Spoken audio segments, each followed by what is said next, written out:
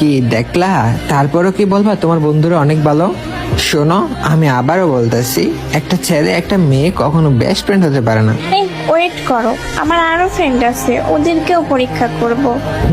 আচ্ছা তাহলে ডাকো। তো শোন না, হ্যাঁ বল, কি হয়েছে? আমার একটা ছেলে অনেক বকা দিছে। দেখ, আমি ফালতু ঝামেলার ভিতরে নাই, আর এখন একটু বিজি আছি, রাতে কল দিবনি। বললাম না, বিপদে বলে কেউ এগিয়ে আসবে না। ওরা তোমাকে ইউজ করতেছে, টাইম পাস করতেছে। চুপ করো, ওই জব করে তাই মেবি বিজি। লল, জব করলে কি হয়েছে? আবার ওই তো রাতের ফ্রি হয়ে তোমাকে কল দিবে টাইম পাস করার জন্য। দেখো, আমার ফ্রেন্ড আমাকে কল দিতেই পারে। আচ্ছা, এখন তোমার ফ্রেন্ড ডাকো। হ্যালো বন্ধু। কি হয়েছে বন্ধু? আমাকে বল, তোর মন খারাপ নাকি? কেউ কিছু বলছে? বন্ধু, আমার একটা ফ্রেন্ড অনেক অসুস্থ রে। ওর চিকিৎসার জন্য নাকি 20,000 টাকা লাগবে, কিন্তু আমার কাছে তো এত টাকা নাই, তুই তো জানিস। আরে বন্ধু, আমি থাকতে তুই এটা নিয়ে প্যারা নিচ্ছিস কেন? নাম্বারটা দে, অনলাইন পেমেন্ট করে দিচ্ছি, আরো লাগলে বলিস।